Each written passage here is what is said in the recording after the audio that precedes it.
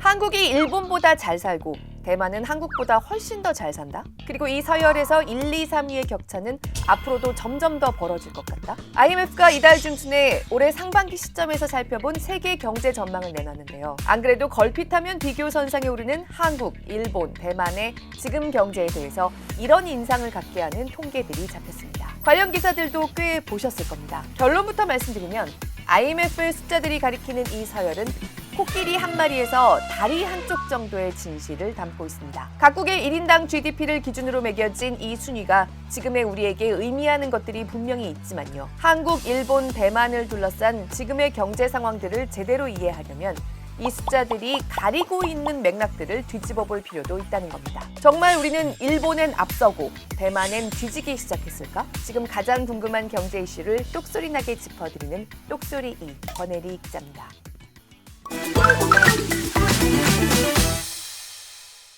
우리나라가 일본을 IMF가 집계하는 1인당 명목 GDP에서 앞서기 시작한 게 벌써 5년째입니다. 지난 2022년부터 한국에 있는 사람들이 한 명 한 명 평균적으로 만들어내는 부가가치가 일본을 뛰어넘었다는 겁니다. 반면 대만은 2003년 이후 22년 만에 처음으로 지난해부터 다시 한국을 이 기준에서 앞지르기 시작했습니다. 그리고 이 격차는 2031년까지 점점 더 벌어지는 추세를 보일 거라는 게 이번에 IMF가 내놓은 전망입니다. 日本経済の実力としての成長力を示す潜在成長率は主要国と比較してずっと低いままでした。 물론 일본은 여전히 세계 4대 경제 대국이고요. 우리의 경제 규모도 대만보다 훨씬 더 큽니다. 각국의 경제적 영향력, 경제적 중력을 가늠할 때 가장 많이 보는 지표인 총 명목 GDP로는 여전히 일본의 경제 규모가 한국의 2.7배 가까이 되는 대국이고요. 한국 경제는 대만 경제의 2배 규모입니다.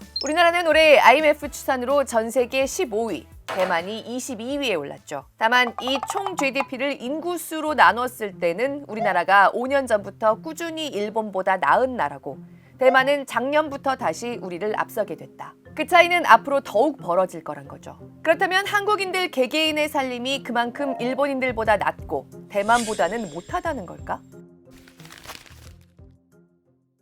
그렇지 않습니다. 사실 보통 사람들이 체감으로 잘 산다 할 때의 느낌, 누가 더 잘 산다 할 때의 기준들을 이런 거시지표를 통해서 비교해보고 싶다면요. 1인당 GDP는 번지수를 잘못 찾은 지표입니다. 그보다는 가계의 자산 규모나 가처분 소득, 실질 소비 규모를 비교하는 게 적절할 겁니다. 그래서 오늘 한국, 일본, 대만의 1인당 GDP 격차가 뜻하는 바를 살펴보기 전에 한국인, 일본인, 대만인의 자산을 먼저 비교해 보려고 합니다. IMF의 통계뿐만 아니라 OECD와 월드뱅크, UN의 최신 집계를 모두 가져다가 개인들의 부에 대한 보고서를 해마다 만드는 UBS의 연간 보고서가 이럴 때 널리 쓰입니다. 나라가 가진 돈은 다 빼고 개인들의 자산, 그것도 국민연금 같은 공적연금도 빼고 집계하거든요. 이걸로 보면 한국이 평균 순자산으로는 2022년에 처음으로 일본을 앞지르기 시작했습니다.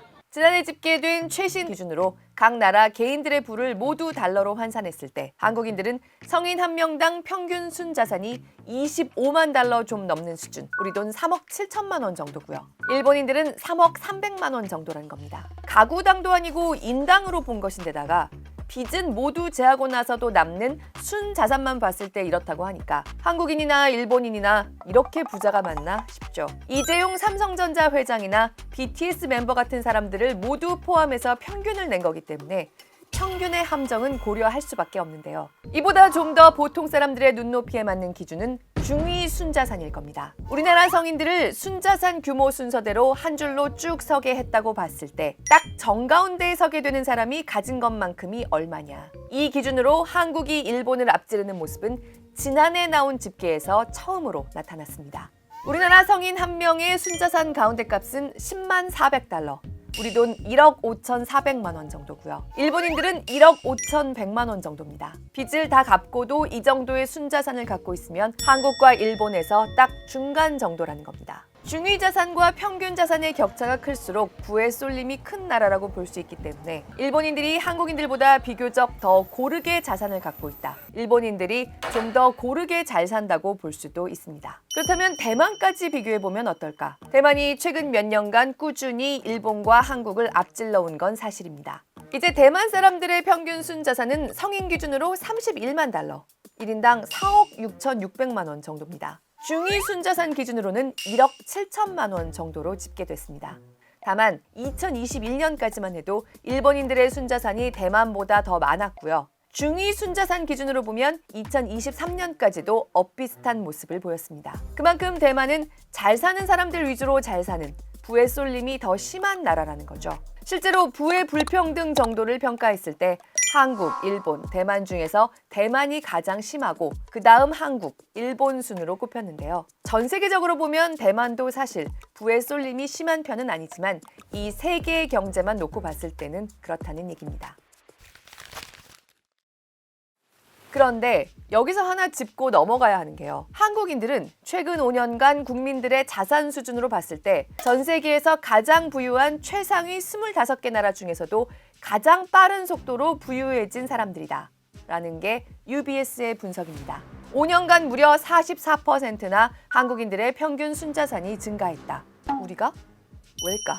여기에 대한 답은 아마 이미 모두 짐작하실 겁니다. 여러 가지 요인이 있지만 한국은 일단 부동산 영향이 크다고 볼 수밖에 없습니다. 전 세계적으로 집값이 올랐다고는 하지만 한국의 집값은 특히 그중에서도 똘똘한 한 채 쏠림으로 인한 고가 주택들의 상승세가 워낙 가팔랐기 때문에 최근 5년간 원화가 점점 더 약세를 띄워왔음에도 불구하고 한국인들의 자산을 달러로 환산해도 5년간 이렇게 크게 늘어나는데 영향이 컸다는 겁니다. 반면에 일본은 전체 순자산에서 금융자산이 3분의 2 이상을 차지하는 나라이기 때문에요. 사실 한국인이 이제 순자산 규모에 있어서도 일본인을 앞질렀다지만 그 차이가 아직 크지 않은 지금 상황에서는 집에 깔고 앉고 있지 않은 현금 흐름에선 일본인이 더 괜찮다는 추산도 가능합니다. 국제기구들이 최근까지 집계한 각 가정의 현금 흐름, 가처분 소득으로 봐도 일본은 평균적으로 여전히 우리나라보다 좀 더 잘 사는 나라고요. 나라가 국민들의 복지에 쓰는 돈까지 고려하면 그 차이가 더욱 벌어집니다.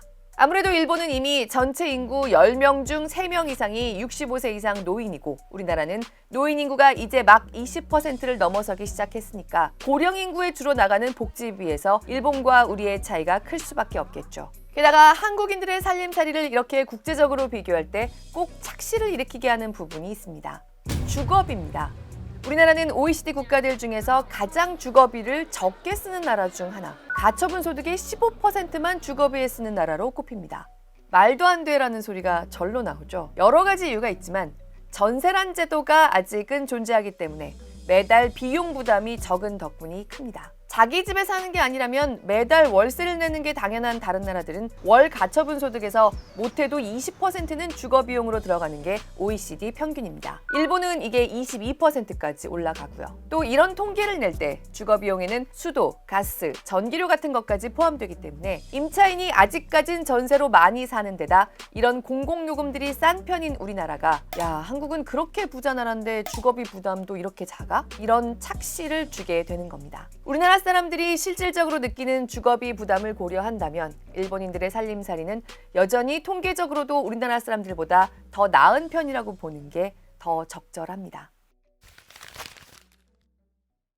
그러면 대만은 어떨까? 대만 사람들의 순자산도 한국만큼은 아니지만 5년간 35%나 증가했다고 집계됩니다. 전 세계에서 국민들이 가장 부유한 나라 최상위 25개 나라 중에서 최근에 자산이 꽤 많이 늘어난 편에 속합니다. 그러면서 일본을 중위자산 기준에서도 마침내 앞지르게 된 겁니다. 그럼 대만에선 무슨 일이 있었나? 네, 역시 반도체입니다. Because of TSMC is the Taiwanese stock market has actually now surpassed the UK in terms of market cap. 대만 사람들의 자산은 주로 금융에 좌우됩니다. 대만 사람들 자산의 80%는 금융자산, 그것도 주식으로 많이 갖고 있기 때문입니다. 그런데 경제 규모는 우리나라 절반밖에 되지 않는 대만 증시의 시가총액이 2019년부터 우리나라 증시에 따라붙더니 AI 붐 이후로는 그야말로 날아가면서 한때 한국 증시를 까마득히 따돌리기도 했습니다. TSMC를 비롯한 대만 반도체 공급망에 투자하기 위해서 대만 증시로 돈이 몰렸기 때문입니다. 그러면서 주식 투자 비중이 큰 대만 사람들의 순자산이